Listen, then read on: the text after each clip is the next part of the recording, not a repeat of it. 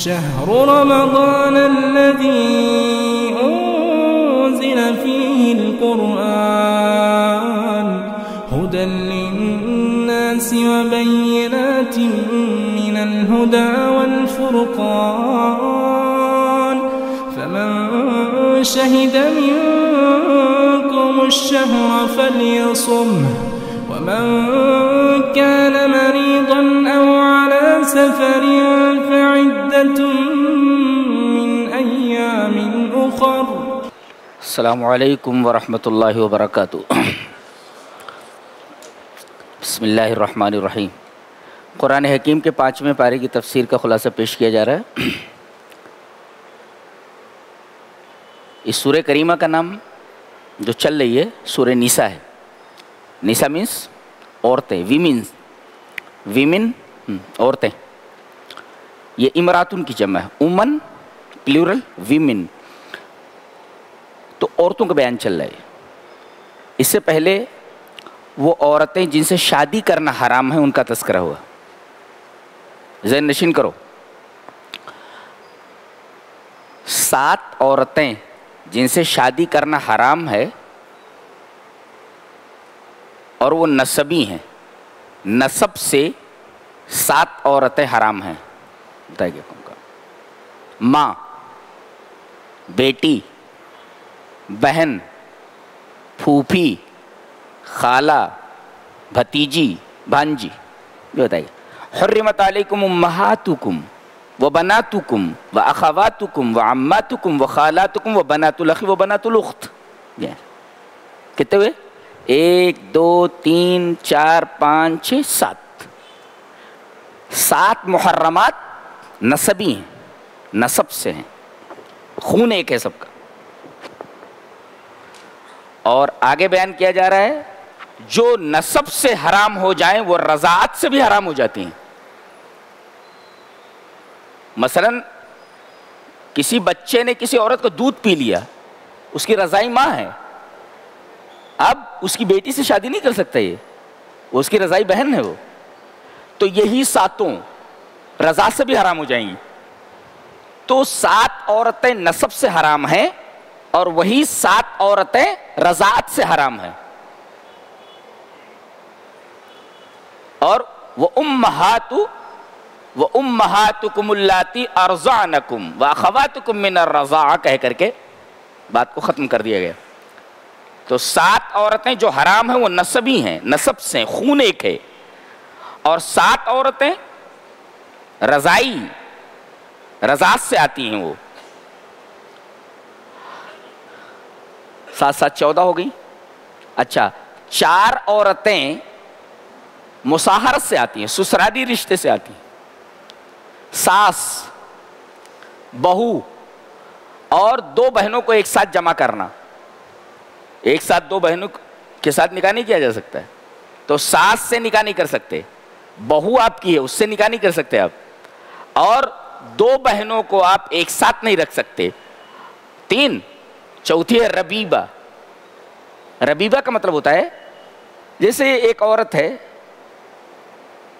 اس کے پہلے شوہر سے اس کی بیٹی ہے، اب اس نے طلاق دے دیا یا وہ آدمی مر گیا، اب آپ اس عورت سے شادی کرتے ہیں تو اس کی جو بیٹی ہے پہلے شوہر سے، یہ بیٹی ربیبہ ہے، اس سے آپ شادی نہیں کر سکتے. اگر کرنا ہو تو اس عورت سے شادی نہ کرو، ڈائریکٹ اس سے کر لو، ایسا ہو جاتا. اگر آپ نے ماں سے شادی کر لی تو یہ جو بیٹی ہے اس کی، اگرچہ وہ دوسرے شوہر سے، وہ ربیبہ ہے، اس سے نکاح نہیں کر سکتے آپ.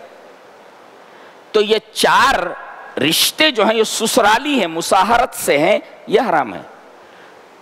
تو 7 رشتے نسبی یہ حرام، 7 رشتے رضاعت سے یعنی دودھ پینے کے اعتبار سے، اور 4 رشتے مصاہرت سے سسرالی.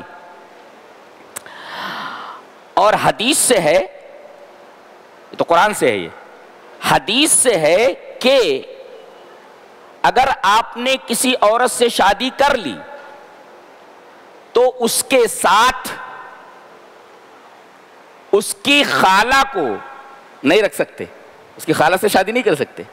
اس کی پھوپھی سے نہیں کر سکتے، اس کی بھتیجی سے نہیں کر سکتے، اس کی بھانجی سے نہیں کر سکتے، یہ سب حرام ہو جائیں گی۔ یعنی کسی عورت سے آپ نے شادی کر لی تو اب اس عورت کی جو خالہ ہے اس سے شادی نہیں کر سکتے آپ، اس کے ساتھ نہیں رکھ سکتے اس کو کہ اس سے بھی شادی کر لیں، اس کی پھوپھی سے نہیں کر سکتے آپ، اس کی بھانجی سے نہیں کر سکتے، اس کی بھتیجی سے نہیں کر سکتے، یہ حدیث سے ثابت ہے۔ اب ایک سوال کرتا ہوں، بتاؤ چاچی سے شادی کر سکتے ہیں کہ نہیں؟ چاچا مر جائے تو نہیں کر سکتے، اس لیے کہ اس میں درمیان میں آتا نہیں، اس دائرے میں آتا ہی نہیں ہے، تو کو بتا دیا انہوں نے۔ چاچی سے کر سکتے ہیں شادی اگر چاچا مر گیا تو؟ جی، یہ بیان کیا گیا ہے۔ اس کے بعد ایک اور عورت سے نکاح حرام بتایا گیا، والمحصنات من النساء، جو عورتیں کسی کے عقد میں ہیں، جیسے زید کی نکاح میں ایک عورت ہے تو وہ شادی شدہ ہے نا، وہ اپنے شوہر کے ساتھ ہے، اب یہ شادی شدہ عورت سے آپ نکاح نہیں کر سکتے اس لیے کہ وہ دوسرے کے عقد میں ہے نا، والمحصنات من النساء کہہ کر کے بتایا گیا، یہ بھی حرام ہے، جب تک وہ اس کے عقد میں ہے تب تک آپ اس سے نکاح نہیں کر سکتے، والمحصنات من النساء کہہ کر کے بتایا گیا، یہ عورت بھی حرام ہے۔ اس کے بعد اصول بتایا گیا، وَأُحِلَّ لَكُم مَّا وَرَاءَ ذَلِكُم، اس کے علاوہ جتنی بھی عورتیں ہیں سب حلال ہیں۔ ایک نقطہ اس کے اندر یہ معلوم ہوا کہ الحرام محصور لہو حد، یعنی حرام کی حد ہے، لمیٹڈ ہے، والحلال ہیز نو لمٹس، حلال کی کوئی لمٹ نہیں ہے، لیس لہو حصر لیس لہو حد، یعنی حرام کی حد ہے، بتا دیا گیا اتنی عورتیں حرام ہیں، اس کے بعد کہا گیا اس کے علاوہ جو ہے سب حلال ہے، اس کا مطلب ہے حرام اس کی لمٹ ہے، حلال کی لمٹ نہیں ہے، اتنی چیزیں حرام ہے، اس کے علاوہ جتنی ہے سب حلال ہے، یہ قاعدہ ہے گویا کہ حلال یہ ان لمیٹڈ ہے اور جو حرام ہے وہ لمیٹڈ ہے، محصور ہے اور اس کی حد ہے۔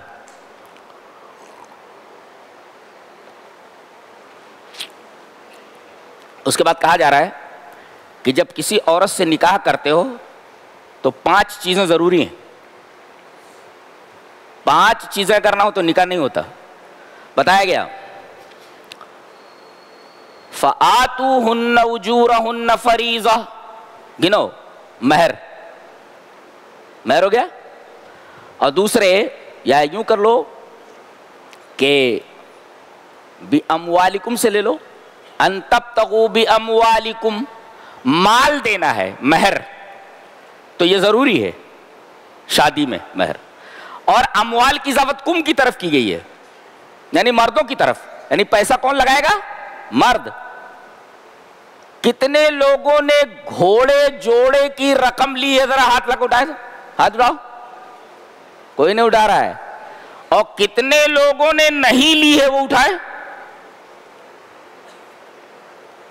اور کتنے لوگ لینے والے ہیں؟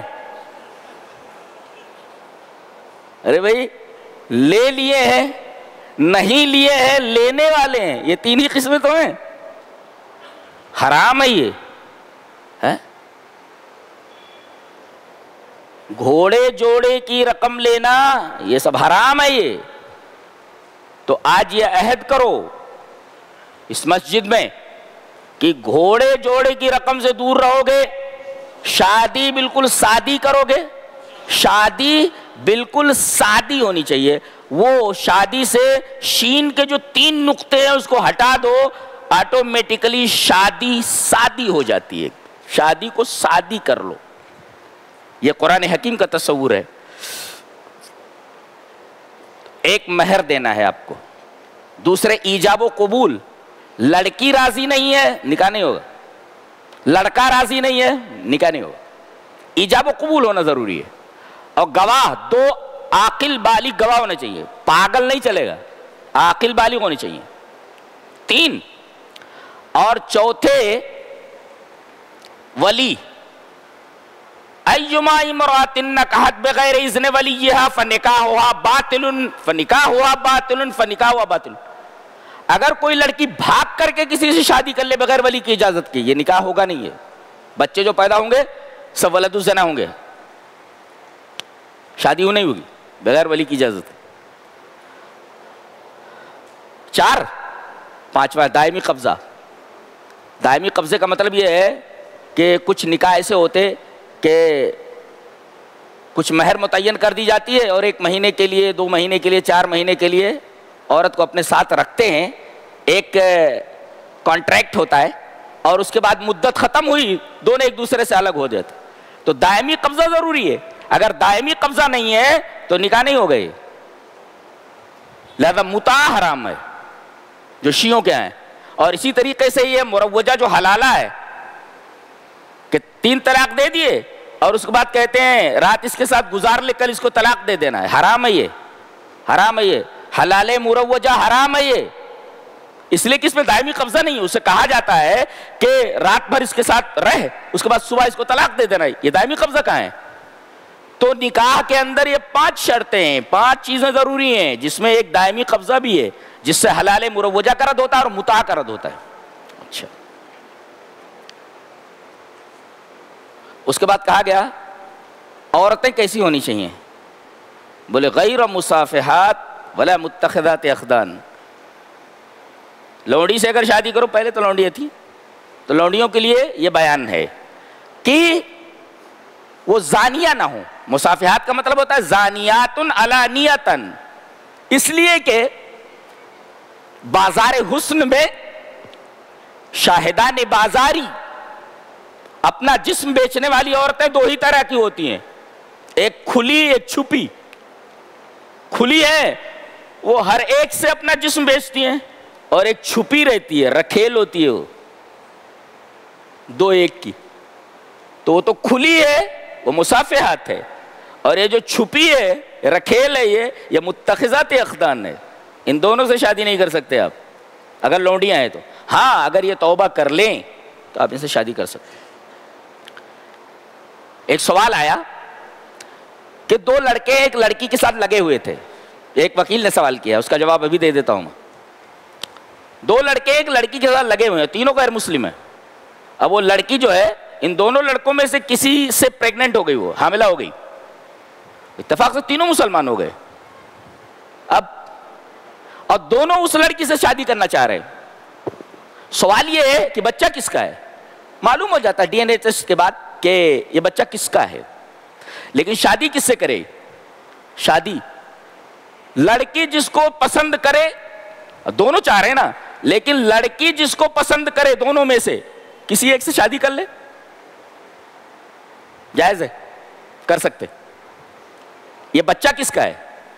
ڈی این اے ٹیسٹ کے بعد بھی اگر معلوم ہو جائے کہ دونوں میں سے اس کا ہے تو اس کا بچہ نہیں مانا جائے گا، اس کی وراثت میں اس کا حصہ نہیں ہوگا، جی نہیں، وہ پرورش نہیں کرے گا اس کی، اس کا بچہ ہے ہی نہیں وہ، اگرچہ ڈی این اے ٹیسٹ کے بعد معلوم ہو جائے۔ اس لیے کہ حدیث ہے الولد للفراش وللآخر حجر، یہ جو بچہ ہے یہ باپ کا نہیں ہے، ماں کی وراثت میں اس کو حصہ ملے گا، باپ کی وراثت سے اس کو حصہ نہیں ملے گا، اس لیے کہ لڑکا ولد الزنا ہے، اور ولد الزنا کا باپ کی وراثت میں حصہ نہیں ہوتا، تو یہ بچہ ماں کے ساتھ رہے گا۔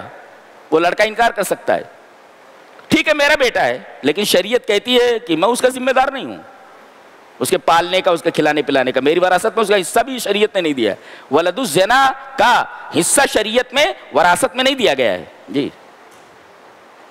اچھا، اس کی کوئی نظیر ہے؟ جی ہاں، امام ابو عبید بسند حسن ایک روایت لائے ہیں کہ حضرت عمر رضی اللہ تعالیٰ عنہ کے زمانے میں ایک لڑکے نے ایک لڑکی کے ساتھ زنا کر لیا، حضرت عمر ابن خطاب رضی اللہ تعالیٰ عنہ کے زمانے میں، دور خلافت میں، اور وہ لڑکی حاملہ ہو گئی۔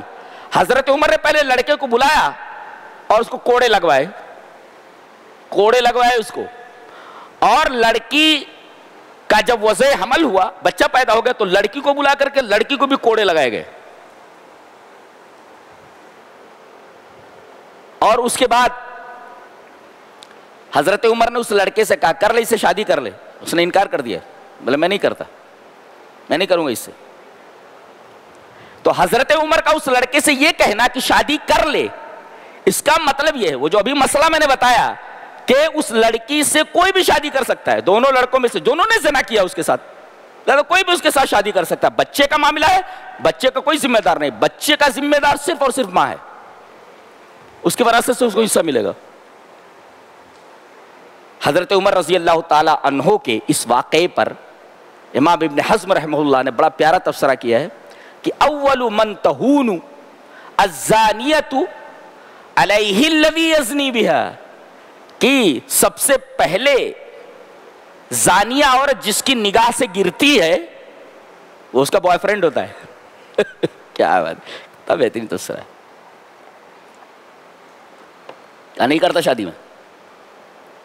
تو سب سے پہلے زانیہ جس کی نگاہ سے گرتی ہے سب سے پہلے وہ اس کا بوائے فرینڈ ہوتا ہے. اس کی نگاہ میں سب سے پہلے گر جاتی ہے. کبھی میرے ساتھ رہی، کسی کے ساتھ بھی رہ سکتی ہے، میں نہیں کرتا اس سے شادی. لہذا عورتوں کو عفت مآب ہونا چاہیے. ہماری مائیں اور بہنیں غور سے سنیں. اللہ تبارک و تعالی نے حضرت مریم کی بڑی تعریف فرمائی. بار بار ان کی عفت کا تذکرہ ہوتا ہے. کنواری ہیں لیکن اپنی عفت کی حفاظت کی بار بار اللہ تبارک و تعالی ان کی تعریف کرتا ہے. مسئلہ سمجھ میں آیا؟ جواب دے دو گے نا؟ وہ لڑکا وارث نہیں ہوتا، وہ باپ کا، وہ ماں کی وراثت میں اس کو حصہ ملے گا. ولد الزنا کا باپ ذمہ دار نہیں ہوتا.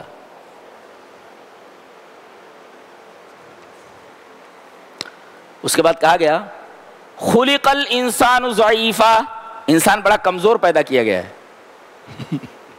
طاؤس ہیں، وہ روایت کرتے ہیں، وہ بتاتے ہیں کہ میں نے مرد کو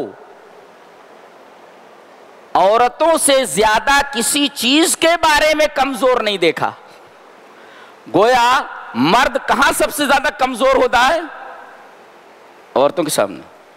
عورتوں کے بارے میں سب سے زیادہ کمزور ہوتا ہے.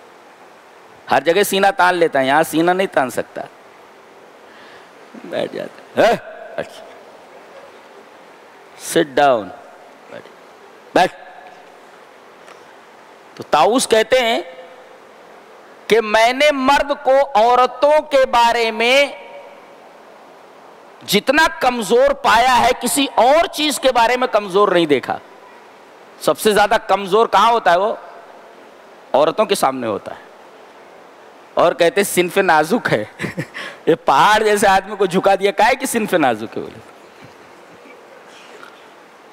اور ایک صاحب اور تبصرہ کرتے ہیں، بہت پیارا تبصرہ کرتے ہیں. کہتے ہیں کہ اب اس سے زیادہ آدمی کمزور کیا ہو سکتا ہے کہ ایک عورت گزر رہی ہے، المرأۃ تمر، ایک عورت گزر رہی ہے، خواہ مخواہ اس کو دیکھے گا جبکہ اس کو معلوم ہے کچھ ملنے والا نہیں ہے، پھر بھی نظر ضرور ڈالے گا. اس سے زیادہ کمزور کیا ہو سکتا ہے؟ کچھ حاصل نہیں ہوگا لیکن دیکھنے سے باز نہیں آتا. کتنا اچھا تفسیر ہے. خلق الانسان ضعیفا، انسان کو کمزور پیدا کیا گیا. سبحان اللہ و بحمدہ. اس کے بعد آگے فرمایا گیا یا ایھا الذین آمنوا لا تاکلوا اموالکم بینکم بالباطل، باطل طریقے سے مال مت کھاؤ، حرام مال مت کھاؤ. کتنے لوگ ہیں دوسروں کو ڈبو کر بیٹھے ہوئے ہیں، چونا لگا کر بیٹھے ہوئے ہیں، دوسروں کو چونا لگایا اور اپنی زندگی بنا لی. ایسا ہے. تو باطل طریقے سے مال ایک دوسرے کا مت کھاؤ، یہ مال کی حفاظت ہے. اور اس کے بعد فرمایا گیا وَلَا تَقْتُلُوا أَنفُسَكُمْ، اپنے آپ کو قتل مت کرو، یہ جان کی حفاظت ہے. تو وَلَا يَقْتُلْ بَعْضُكُمْ بَعْضًا، تم میں سے بعض کا قتل نہ کرے، یہ بھی ہے. یہ انفسکم کا بھی مطلب. اور ایک مطلب یہ ہے کہ وَلَا يَقْتُلِ الْإِنسَانُ نَفْسَهُ، انسان اپنے آپ کو قتل نہ کرے. لہذا مرسی کلنگ ہمارے ہاں جائز نہیں ہے. جی نہ انسان اپنے آپ کو قتل کرے نہ کوئی دوسرا اس کو قتل کرے. خودکشی حرام ہے. وَلَا تَقْتُلُوا أَنفُسَكُمْ، جیسے کسی کو قتل کرنا حرام ہے ایسے اپنے آپ کو آدمی قتل کر لے، جسے خودکشی کہتے ہیں، سوسائڈ کہتے ہیں، وہ بھی حرام. سوسائڈ حرام ہے اس آیت کریمہ کی روشنی میں. یہ اسلام کا تصور ہے، یہ قرآن حکیم کی گفتگو ہے، اس کی سٹائل ہے بولنے کی. اللہ ہو.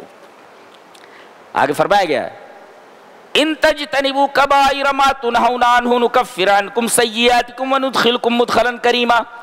بڑے گناہ سے اگر بچتے رہو تو چھوٹے گناہ اللہ معاف کر دے گا. ایسے ہی بڑے گناہوں کے بچنے کی وجہ سے چھوٹے گناہ جو ہوتے ہیں خود بخود معاف ہو جاتے ہیں. عجیب بات ہے. اچھا بڑے گناہ کون سے ہیں سمجھو اس کو, جس میں 5 چیزیں پائی جائیں وہ بڑا گناہ ہوتا ہے.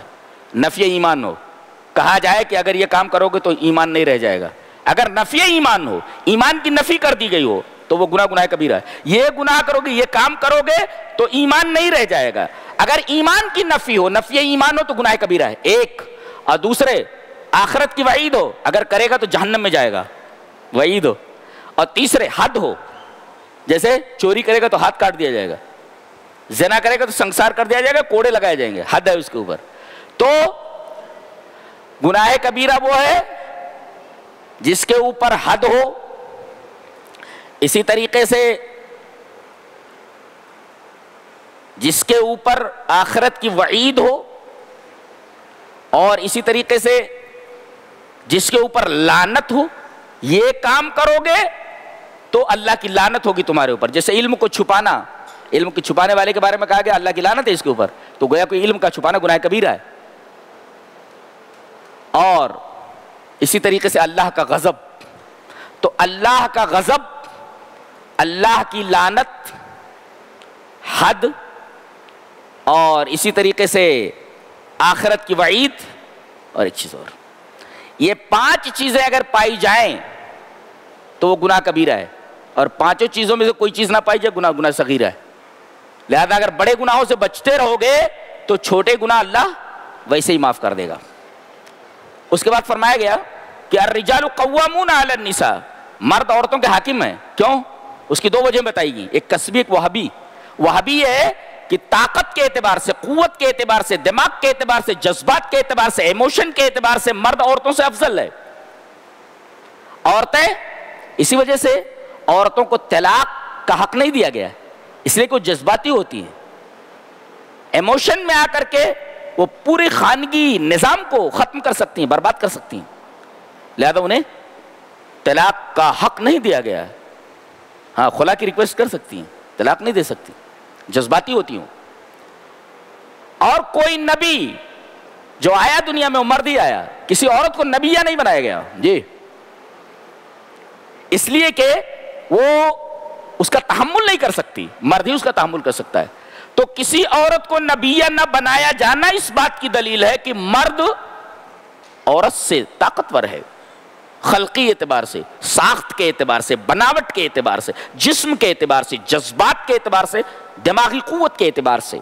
تو یہ فضیلت وہابی ہے جو اللہ نے دیا ہے, عطا کیا ہے.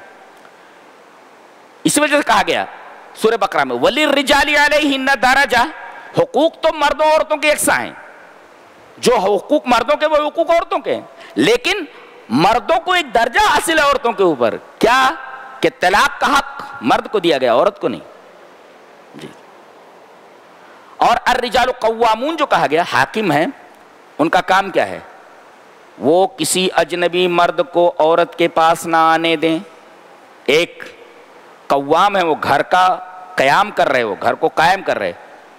کوئی مفسدہ, کوئی خراب چیز عورت دیکھ رہی ہے تو مفاسد سے اس کو روکیں. تیسرے, اگر نماز نہیں پڑھ رہی ہے, اللہ اور اس کے رسول کے حقوق کو ادا نہیں کر رہی ہے, تو اس کے اوپر اللہ اور اس کے رسول کے حقوق کو لازم کریں. یہ ساری چیزیں قوام میں آتی ہیں, یہ ساری چیزیں آپ کو کرنی ہے, اس لیے کہ قوام ہے آپ. تو یہ وہابی ہے. اور کسبی آگے بتایا گیا کہ کسبی یوں ہے کہ تم ان کے اوپر مال خرچ کرتے ہو, تو گویا کہ مال کمانے کی ذمہ داری ہے مرد کی ہے, عورت کی نہیں. وہ امور خانہ داری کی ذمہ دار ہے. کمانے کے جھمیلوں سے اس کو دور رکھا گیا ہے, اس لیے کہ اس کی فطرت ہی نہیں ہے یہ. تو ایک تو وہابی اور ایک تو کسبی, ان 2 فضیلتوں کی وجہ سے مردوں کو قوام بنایا گیا ہے. اور اس میں عورتوں کے حق نہیں ہے, اس میں عورتوں کی کوئی بے عزتی نہیں ہے. اس لیے کہ اگر یہ کہا جائے کہ ایک فوج ہے, فوج میں کسی کو کمانڈر بنا دیا گیا, فوج اس کے ساتھ لڑ رہی ہے, تو کیا فوج کی وقت کم ہو گئی کسی کو کمانڈر بنانے سے؟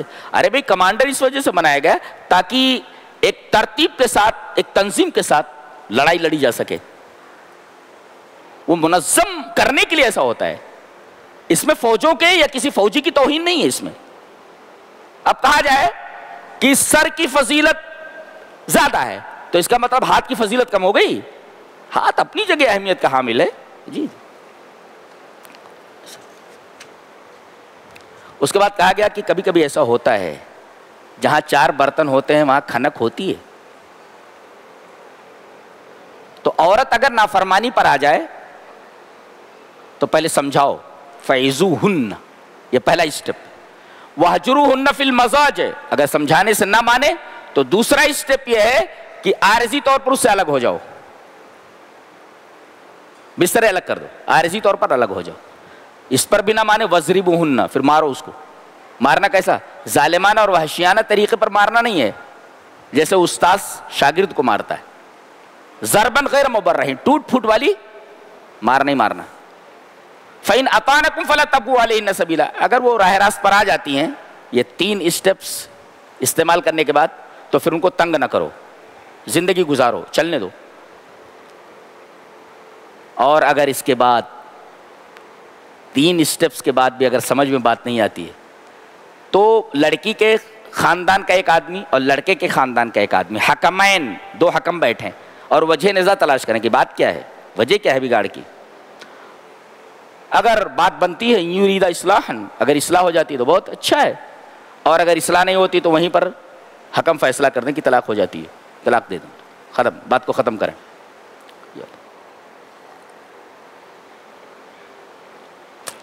اس کے بعد حقوق بیان کیے گئے. سب سے پہلا حق اللہ کا کیا؟ وَاعْبُدُوا اللَّهَ وَلَا تُشْرِكُوا بِهِ شَيْئًا, اللہ ہی کی عبادت کرو, اس کے ساتھ کسی کو شریک نہ کرو. اللہ کا حق مقدم ہے سب سے پہلے. وَبِالْوَالِدَيْنِ إِحْسَانًا, اللہ کے حقوق کی ادائیگی کے بعد سب سے پہلا حق جو بندوں کا بندوں کے اوپر ہو, والدین کے ساتھ حسن سلوک ہے. اللہ, ماں بچے کے لیے کیا کیا نہیں کرتی ہے, اور باپ اپنے بچے کے مستقبل کو سنوارنے کے لیے کیا کیا قربانیاں نہیں دیتا. اگر کوئی بچہ باپ کی ان قربانیوں کو بھول جائے, اس سے بڑا بدنصیب, اس سے بڑا بدبخت بچہ کوئی نہیں. انہوں نے تمہارا بچپن سنبھالا ہے, اب تم ان کا بچپن سنبھالو. پہلے دانت نہیں تھے, تم کو کیسا کھلایا پلایا, اب ان کے دانت نہیں, ان کو کیسے کھلایا پلایا جاتا ہے. پہلے جہاں بیٹھتے تھے وہاں پر سنڈاس کر دیتے تھے, اب یہ باپ بھی اسی طریقے سے, ماں بھی ایسے, تو سنبھالو نا. انہوں نے تمہارا بچپن سنبھالا. حل جزاء الاحسان الا الاحسان, احسان کا بدلہ احسان تو بنتا ہے نا. لہذا انہوں نے تمہارا بچپن سنبھالا, تم اپنے ماں باپ کا بچپن سنبھالو.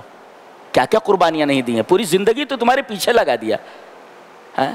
باپ ایسا شجر سایہ دار ہوتا ہے کہ اگر ہٹ جائے تو اس کے ہٹ جانے کے بعد بچے کو احساس ہوتا ہے کہ جب تک یہ سایہ تھا تب تک کتنی ٹھنڈک مجھے محسوس ہو رہی تھی. سایہ ہٹنے کے بعد آدمی کو احساس ہوتا ہے کہ زندگی میں بہت بڑی کمی آ چکی ہے. اللہ, بہت بڑی نعمت ہے ماں باپ. وَبِالْوَالِدَيْنِ إِحْسَانًا وَبِذِي الْقُرْبَى, اور رشتہ داروں کا خیال کرو, ان کے حقوق ادا کرو. وَالْيَتَامَى, یتیموں, باپ کا سایہ سر سے ہٹ گیا ہے, ان کا خیال کرو. وَالْمَسَاكِينَ, مسکین, بیچارہ کماتا تو ہے مگر پورا نہیں پڑ رہا, اس کو مسکین بولتے. فقیر کس کو بولتے؟ جس کے پاس کچھ بھی نہ ہو. اور مسکین کس کو بولتے؟ کماتا تو ہے, رکشہ ہے اس کے بعد چلا رہا ہے لیکن کما رہا ہے 200 روپیہ روز اور خرچہ ہے 300 کا, یہ مسکین ہے. یہ لہذا اس کی بھی خبر گیری کو, زکوٰۃ کے مال سے بھی دو, صدقہ بھی دو. وَالْجَارِ ذِي الْقُرْبَى, پڑوسی. پڑوسی 3 قسم کے ہوتے ہیں. ایک پڑوسی ہوتا ہے غیر مسلم, تو اس کا ایک حق ہے. جی, آپ کو دیکھنا ہے کہ میرے غیر مسلم پڑوسی نے کھایا ہے کہ نہیں کھایا ہے, اسے کوئی تکلیف تو نہیں ہے. یہ اسلام کا مزاج ہے انسانیت کے تعلق سے. اور دوسرے, اگر مسلمان ہے تو 2 حق, ایک تو حق جوار اور ایک حق اسلام, پڑوس کا حق اور دوسرے اسلام کا حق. اور اگر رشتہ دار ہے تو 3 حق, حق جوار اور حق اسلام اور حق قرابت. یہ 3 حقوق آ گئے, رشتہ داری کا حق, اسلام کا حق اور پڑوس کا حق. جی, والجار ذی القربى والجار الجنوبی, ایک دور کا قریبی, ایک دور کا پڑوسی ہوتا ہے اور ایک قریب کا پڑوسی ہوتا ہے. اور والصاحب بالجنب, اور قریب کا پڑوسی, قریب کا ساتھی. قریب کا ساتھی آپ کا دوست بھی ہو سکتا ہے جو آپ کے ساتھ رہتا ہے, آپ کی بیوی بھی ہے, آپ کی بیوی سے زیادہ آپ کے قریب کون ہے, لہذا وہ صاحب بالجنب بھی ہے. اس سے ایک استدلال اور کیا گیا, آپ ٹرین میں ہے یا بس میں, کوئی عورت ہے, ریزرویشن نہیں ہے, کھڑی ہے بچے کو لے کر کے, پریشان ہو رہی ہے, آپ بیٹھے ہوئے ہیں, کھڑے ہو کر کے آپ اس کو جگہ دے دیں, بیٹھیے یہاں پہ. والجار الجنوب والصاحب بالجنب, آپ کے پہلو کا ساتھی ہے, بٹھا دیجئے اس کو. یہ اسلام کی تعلیم ہے. اور وہ اپنی سبیل, مسافر آ جائے تو اس کے کھانے پینے کا انتظام کرو. टिकट उकट नहीं, उसको टिकट वगैरह का इंतज़ाम कर दो। अल्लाह ने फरमाया फ़कैफ़ इज़ा जीना मिन कुल्लि उम्मतिन बिशहीदिन व जीना बिका अला हाउलाई शहीदा। एक दफ़ा हज़रत अब्दुल्लाह इब्न मसूद बैठे हुए थे, सहाबा थे, नबी करीम सल्लल्लाहु अलैहि वसल्लम, बुखारी की रिवायत है मुस्लिम की। तो नबी करीम सल्लल्लाहु अलैहि वसल्लम ने अब्दुल्लाह इब्न मसूद से कहा कुरान सुनाओ, कुरान पढ़ो। कहा कि अल्लाह के रसूल मैं कुरान पढ़ूँ? कुरान तो आप पर नाजिल हुआ है, आप पढ़ें। अक़रा अलैका उन्ज़िल, कुरान तो आप पर नाजिल हुआ है, मैं कुरान पढ़ूँ? आपने कहा हाँ तुम पढ़ो। यानी महबूब का कलाम आप दूसरे की ज़बान से सुनना चाह रहे हैं। कभी कभी ऐसा होता है कि आदमी ख़त पढ़ लेता है, दूसरों से पढ़ा कर सुनता है, पढ़ो ना क्या लिखा हुआ है। तो नबी ने फरमाया तुम पढ़ो। वो सूरह निसा पढ़ने लगे, ये सूरह करीमा। पढ़ते पढ़ते जब इस आयत पर आए फ़कैफ़ इज़ा, वो सर झुकाकर पढ़ रहे हैं और सारे सहाबा सर झुकाकर सुन रहे हैं। फ़कैफ़ इज़ा जीना मिन कुल्लि उम्मतिन बिशहीदिन, क्या हाल होगा उस वक्त जब हर उम्मत पर एक गवाह लाया जाएगा और इन लोगों पर आपको गवाह बनाया जाएगा। तो आपने कहा बस बस रुक जाओ। हज़रत अब्दुल्लाह इब्न मसूद ने जब निगाह उठाई तो देखा कि आप सल्लल्लाहु अलैहि वसल्लम की आंखों से आंसू निकल रहे हैं और पूरी रीश मुबारक आंसुओं से भीग चुकी है। ये साहबे किराम की महफिलें हैं, तभी तो अल्लाह तबारक तआला ने पूरी दुनिया उनके हवाले कर दी। हम तो एक दुकान के लिए, एक मकान के लिए तरसते हैं, उनको पूरी दुनिया दे दी गई। लो आज 55 से ज़ायद ममालिक हैं, सब वही फतेह करके दे कर गए हैं, संभाल नहीं पा रहे हम लोग, वही दे गए हैं, सब संभाल नहीं पा रहे। पूरी दुनिया तो दे कर गए, हम सब लोग संभाल नहीं पा रहे हैं। यही लोग हैं। उनकी महफिलें कैसी होती थी? कुरान की महफिल होती थी, कुरान पढ़ा जाता था, लोग रोते थे। आज हमारी महफिलें क्या है? 5 लड़के बैठे हुए हैं, पता नहीं क्या मर रहे हैं उसमें, देख रहे हैं। और 5 लड़के बैठे हुए हैं, बज़ाहिर ऐसा लगता है जैसे मजलिस है, लेकिन पांचों तन्हा है। ये मोबाइल ने कैसा तन्हा कर दिया है एक आदमी को दूसरे से। पांचों बैठे हुए लेकिन तन्हा है, महफिल में मगर तन्हा, महफिल में रहकर भी महफिल में नहीं है, तन्हा है वो। ये कुरान की महफिल होती थी साहबा की। हमारी महफिलें कैसी हैं वो देख लो। अब लात और जूते नहीं खाओगे तो क्या होगा जी? लात और जूते खाना जरूरी है, इसलिए कि हरकतें वैसी है ना, लतखोर हो गए हम लोग। फरमाया गया या अय्युहल्लज़ीना आमनू ला तक़रबुस्सलाता व अंतुम सुकारा, नशे की हालत में मस्जिद में मत आओ, नमाज के करीब मत आओ। गोया एक मुफस्सिर लिखता है कि कुरान हकीम की बलीग ताबीर में अस्सलातु वायुन व इदराक, यानी नमाज शऊर का नाम है, इदराक का नाम है। जैसे पागल अगर है तो उसके ऊपर से नमाज उठ गई, उसके लिए नमाज नहीं है, इसलिए कि दिमाग नहीं है, शऊर नहीं है, इदराक नहीं है।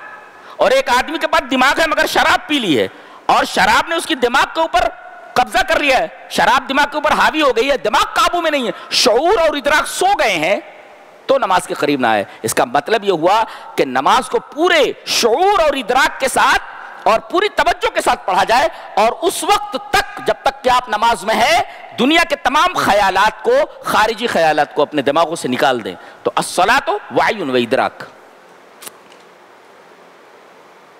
कहते हैं अगर पानी ना मिले, इसलिए कि नमाज के लिए वुजू जरूरी है, अगर पानी ना मिले तो फतयम्ममू सईदन, तो तयम्मुम करो पाक मिट्टी से। तयम्मुम का तरीका क्या है? ये पाक मिट्टी है, रख दी, पाक मिट्टी ये रखे ना। हदीस में तरीका क्या बताया गया है? पहले नीयत तयम्मुम की, जबान से कहने की जरूरत नहीं, दिल में नीयत कर लें तयम्मुम की, उसके बाद बिस्मिल्लाह पढ़े।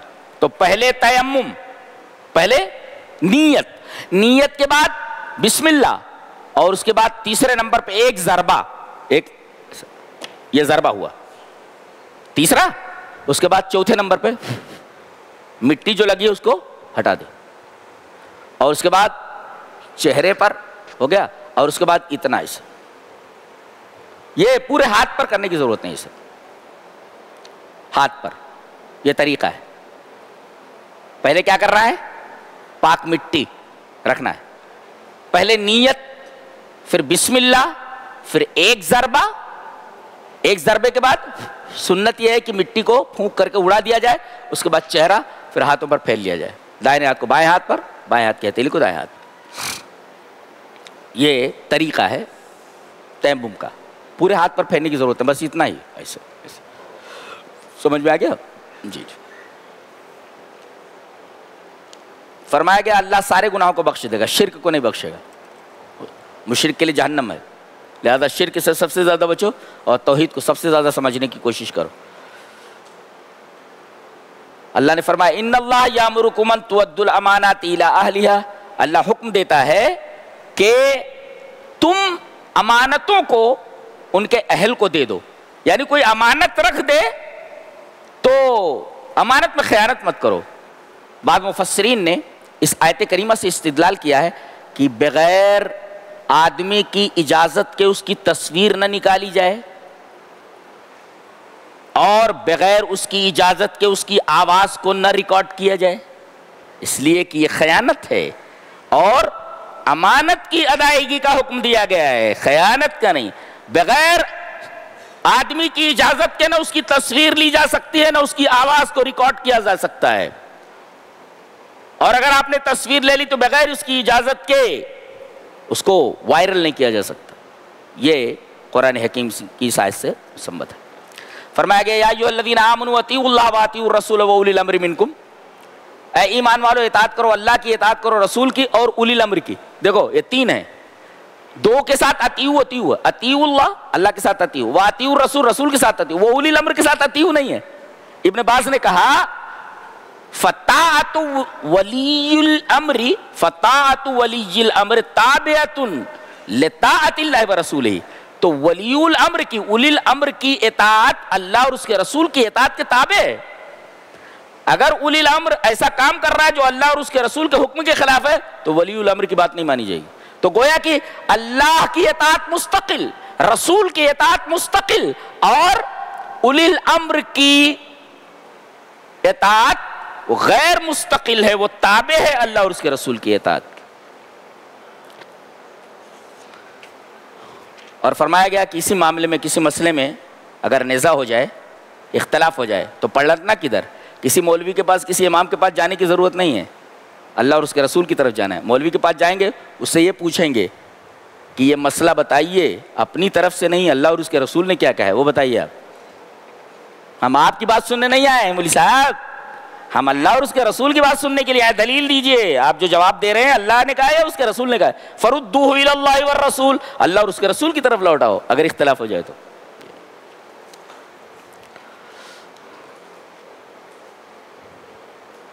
اس کے بعد کہا گیا وہ تیرے رب کی قسم، وہ لوگ مسلمان نہیں ہو سکتے یہاں تک کہ اپنے چھوٹے یا بڑے اختلافی معاملات میں آپ کو پنچ نہ بنا لے، آپ کو حکم نہ بنا لے، فیصل نہ بنائے.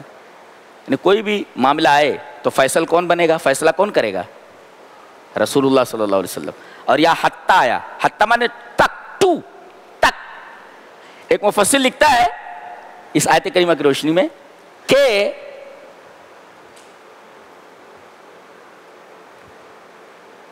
ایمان کا سفر اتباع رسول پر ختم ہو جاتا ہے. کتنا شاندار تفسیر ہے نہیں؟ دیکھو فَلَا وَرَبِّكَ لَا يُؤْمِنُونَ، تیرے رب کی قسم وہ ایمان والے نہیں ہو سکتے حتیٰ. ایمان کا سفر کہاں ختم ہوا؟ حتیٰ یحکموک، کا جب تک آپ کو فیصل نہ بنا لے. گویا کہ ایمان کا سفر اتباع رسول پر ختم ہو جاتا ہے. اگر آپ اتباع رسول سے باہر جا رہے ہیں تو اپنے ایمان کے اوپر نظر ثانی کیجئے، کہیں آپ ایمان خطرے میں تو نہیں ہے. آگے فرمایا گیا جو اللہ اور اس کے رسول کی اطاعت کرے گا وہ ان لوگوں کے ساتھ ہوگا جن پر اللہ نے انعام کیا ہے، نبی، صدیقین، شہداء. اس آیت کریمہ کی تفسیر میں حضرت عائشہ رضی اللہ تعالیٰ عنہ کی ایک روایت ہے کہ ایک صاحب آئے نبی کریم صلی اللہ علیہ وسلم کے پاس، کہا کہ اللہ کے رسول میرا ایک پرابلم ہے. کہا کہ بولو. آتے ہی کیا بولے پہلے؟ اے اللہ کے رسول میں آپ کو اپنی جان سے زیادہ محبوب رکھتا ہوں اور اپنے اہل و عیال سے زیادہ آپ کو محبوب رکھتا ہوں. اللہ اکبر. اپنی جان سے بھی زیادہ آپ کو چاہتا ہوں اور اپنے اہل و عیال، بیٹا، بیٹی، عورت، سب سے زیادہ آپ سے محبت کرتا ہوں. لیکن میرا ایک پرابلم ہے اللہ کے رسول. کہا کہ کیا؟ کہا کہ جب میں گھر میں ہوتا ہوں اور جب آپ کی یاد آتی ہے تو وہاں سے بھاگ کر کے آپ کے پاس آتا ہوں، آپ کو دیکھ لیتا ہوں تو سکون مل جاتا ہے. لیکن جب میں مر جاؤں گا اور آپ جنت میں چلے جائیں گے میں بھی جنت میں چلا جاؤں گا. دیکھو کتنا وثوق ہے, یعنی نبی کریم صلی اللہ علیہ وسلم سے محبت کرنے والا جنت میں جانا ہے والا. وہ کہہ رہے ہیں کہ جب آپ مر جائیں گے, اس کا مطلب تو صحابی کا عقیدہ ہے کہ رسول کو موت آ چکی ہے, تو جب آپ مر جائیں گے اور میں مر جاؤں گا, میں جنت میں آپ کو کہاں تلاش کروں گا, وہاں میں آپ کو کہاں دیکھوں گا. یہاں تو آ کر کے میں آپ کو دیکھ لیتا ہوں, لیکن جنت میں آپ کو کیسے دیکھوں گا. تو نبی کریم صلی اللہ علیہ وسلم خاموش رہے. فوراً جبرائیل آئے, کہا کہ آپ جواب نہیں دے پا رہے ہیں نا, اللہ نے جواب دیا ہے اپنے اس بندے کو. وَمَن يُطِعِ اللَّهَ وَالرَّسُولَ فَأُولَٰئِكَ مَعَ الَّذِينَ أَنْعَمَ اللَّهُ عَلَيْهِم مِّنَ النَّبِيِّينَ وَالصِّدِّيقِينَ وَالشُّهَدَاءِ وَالصَّالِحِينَ. جو اللہ اور اس کے رسول کی اطاعت کرے گا وہ نبیوں کے ساتھ ہوگا. تو رسول سے محبت کر رہا ہے نا, المرء مع من احب, آدمی اسی کے ساتھ اٹھایا جائے گا جس سے محبت ہوگی. اب موبائل کے ساتھ محبت ہے تو موبائل کے ساتھ اٹھایا جائے گا. ٹیڑھے ٹیڑھے چل رہا ہے تو ٹیڑھے ٹیڑھے اٹھایا جائے گا. کیا کریں, ٹیڑھے ٹیڑھے چل رہا ہے, ٹیڑھے ٹیڑھے چل رہا ہے. فرمایا گیا اینما تکونوا یدرککم الموت ولو کنتم فی بروج مشیدہ, تم جہاں کہیں بھی رہو موت تمہیں پکڑ لے گی, اگرچہ تم سیمنٹڈ برجوں کے اندر کیوں نہ ہو. موت کو کوئی چیز نہیں روک سکتی. بڑے سے بڑے قلعے میں رہو, موت کا فرشتہ آ جاتا ہے, چل بیٹا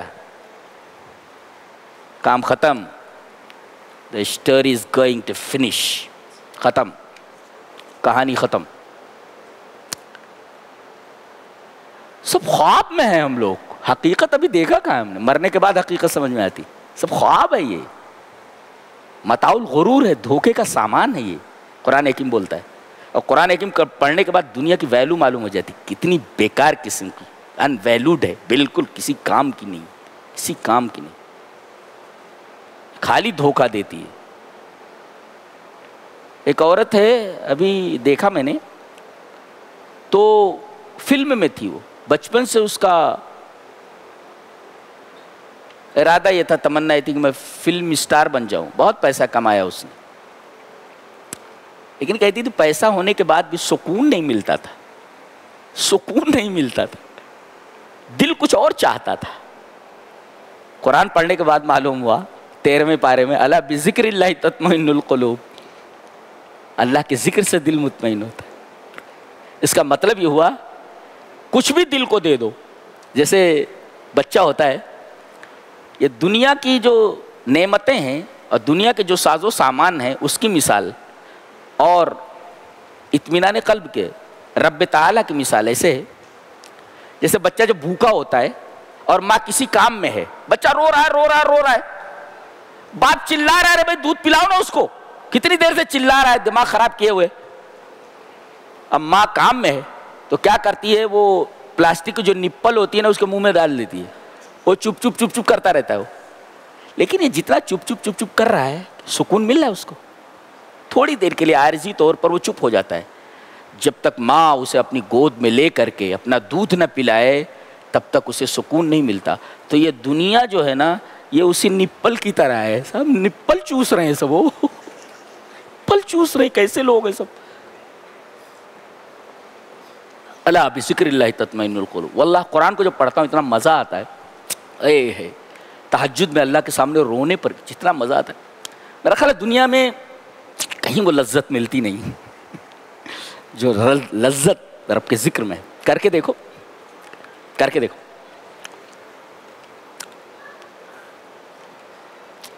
دنیا ملے نہ ملے, رب مل جاتا ہے, سب کچھ مل جاتا ہے.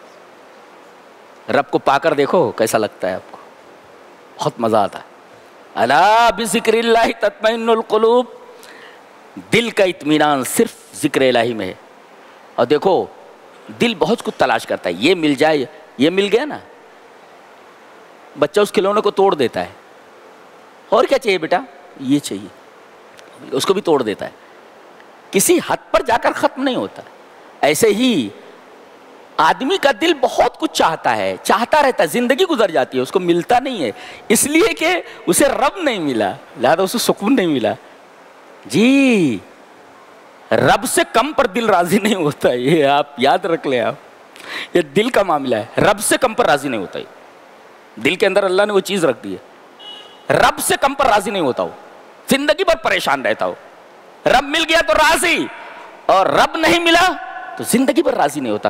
یہ دل ایسا ہے کہ رب سے کم پر یہ راضی ہی نہیں ہوتا, اس کو اطمینان ہی نہیں ملتا. اور اللہ نے فرما دیا الا بذکر اللہ تطمئن القلوب. کیا کیا بتاؤں, کیا کیا بولوں, کیا چھوڑوں اور کیا بتاؤں. ساری چیزیں تو سب عجیب و غریب ہیں, سب عجیب و غریب.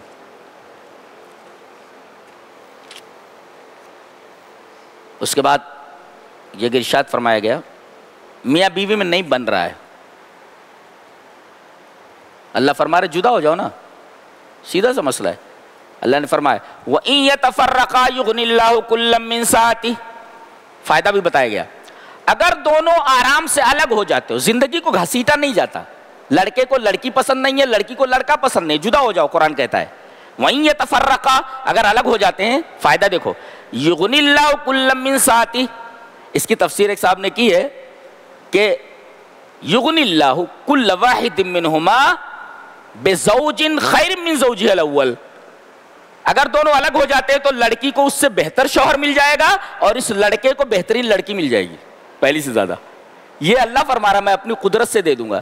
لہذا ایسی کوئی بات آ جائے تو الگ ہو جاؤ, اس میں کہیں اور ادھر ادھر مغزماری کرنے کی ضرورت نہیں ہے, کیس کباڑی کی طرف جانے کی ضرورت نہیں ہے. اللہ نے فرما دیا نا میں اپنی قدرت سے تجھے بہترین لڑکی دیتا ہوں اور تجھے بہترین لڑکا دے دیتا ہوں نا. اللہ کی بات پر کسی کو یقین ہی نہیں, اس لیے کہ قرآن نہیں پڑھ رہے نا, قرآن نہیں پڑھ رہے.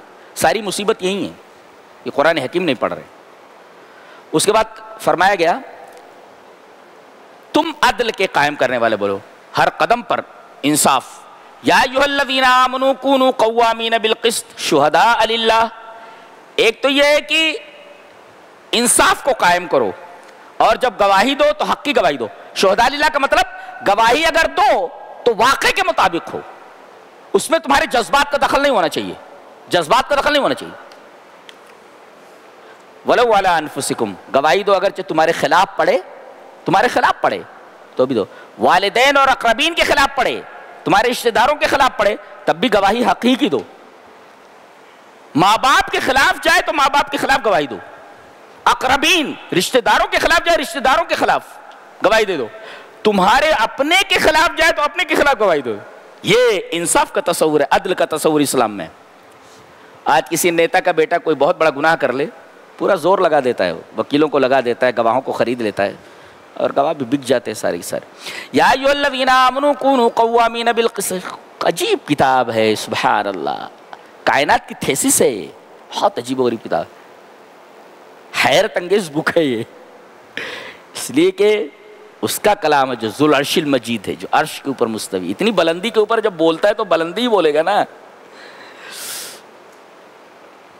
کبھی کیا ہوتا ہے, جھوٹی گواہی یا آدمی عدل کے خلاف کب جاتا ہے, انصاف کے خلاف کب جاتا ہے, اس کے دو محرک ہیں, دو ریزنز ہیں. کیا دیکھتا ہے یہ مالدار ہے, مالدار ہے مجھے پریشان کر سکتا ہے, اس کے دباؤ کی وجہ سے آدمی جھوٹی گواہی دے دیتا ہے اور عدل کو چھوڑ دیتا ہے. اور فقیرن, فقیر غریب ہے, ہمدردی خواہ کی. تو یہی دو محرک ہیں. اگر آدمی مالدار ہے تو اس کا دباؤ, اگر غریب ہے تو ہمدردی.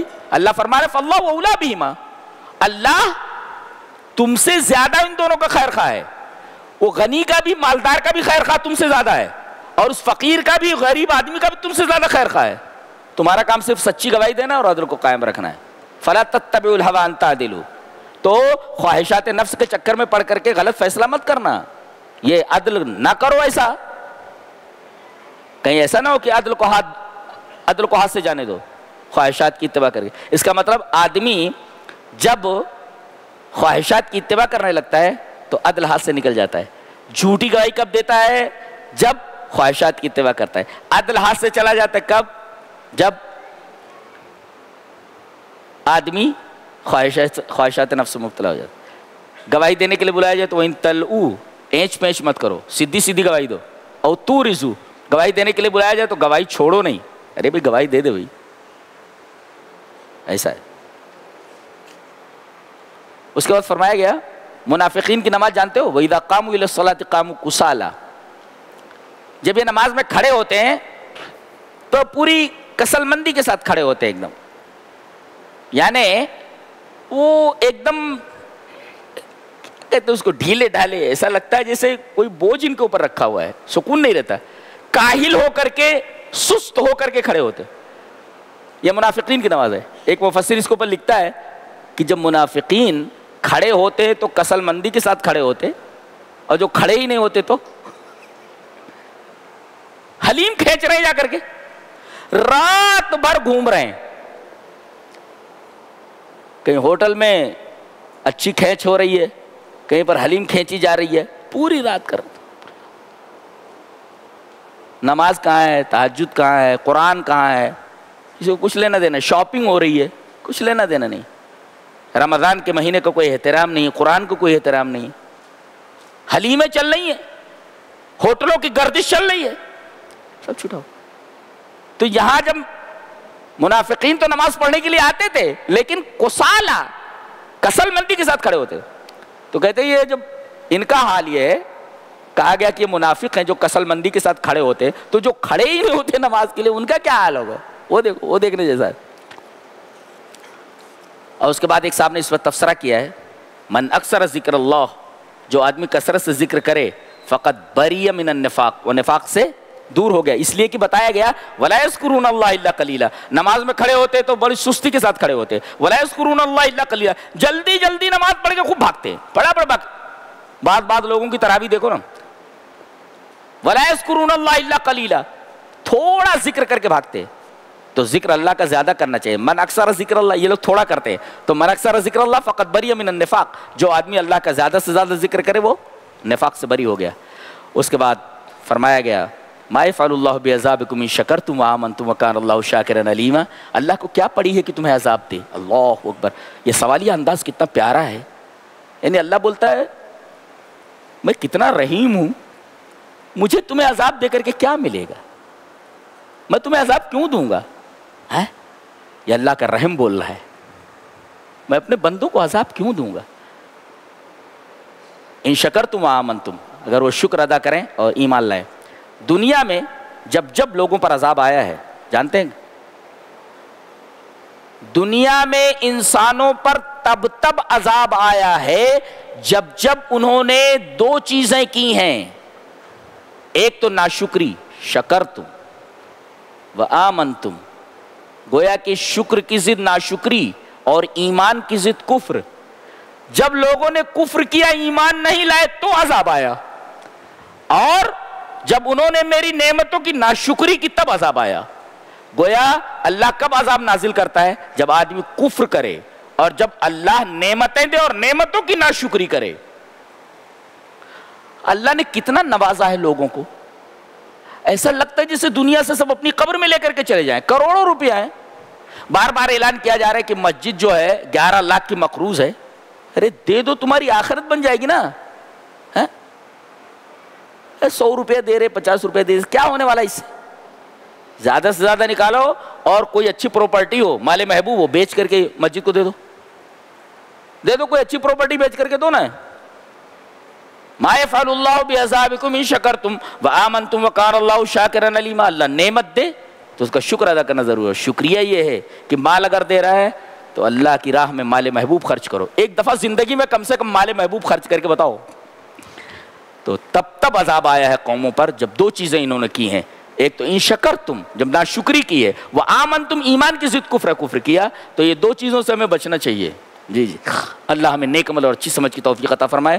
وآخر دعوانا الحمدللہ رب العالمین.